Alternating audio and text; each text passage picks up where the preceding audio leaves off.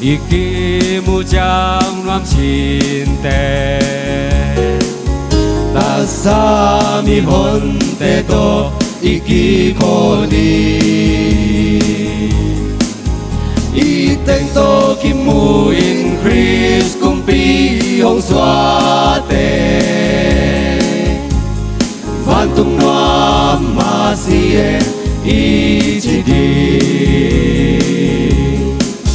Dua gamma in na da na om non lo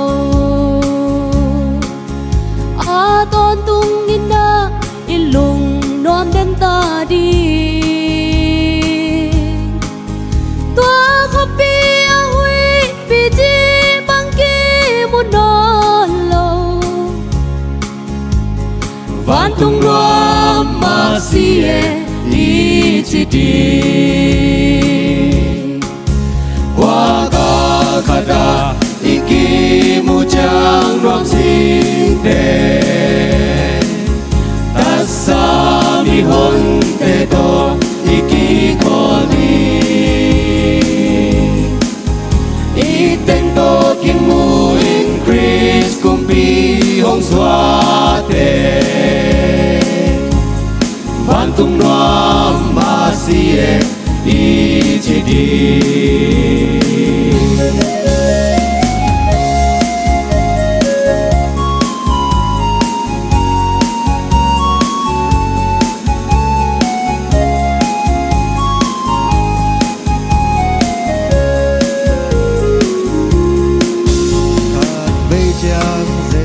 Su mai tang i mudi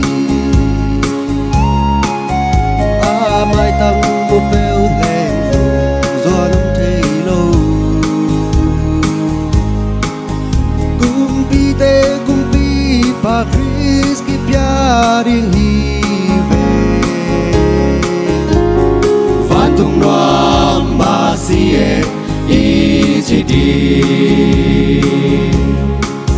qua ka khada iki mujang nuam sin te ta sa mi hon te to iki koli i teng to kim mu in Christ kum pi hong xóa te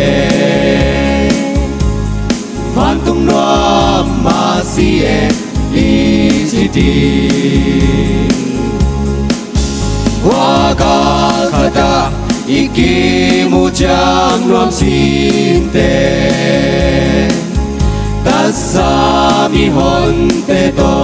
iki koli i teng to kim mu in Christ kum pi hong xóa te van tung nuam ma si e i chi di